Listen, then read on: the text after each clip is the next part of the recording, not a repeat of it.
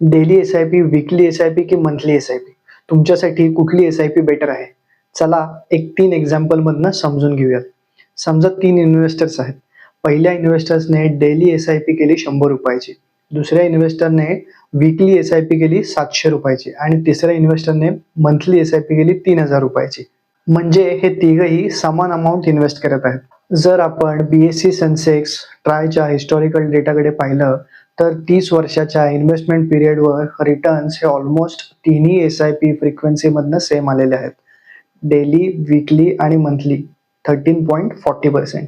याचा अर्थ असाच की 30 वर्षाच्या लॉंग टर्म पिरियडमध्ये तुम्ही एस-आय-पी मंथली करता, डेली करता किंवा वीकली करता, तुमच्या या फ्रिक्वेन्सीमुळे तुमच्या रिटर्न्सवर फारसा फरक पडत नाही. कारण एवढ्या मोठ्या पिरियडमध्ये खूप मोठं ॲव्हरेजिंग होतं.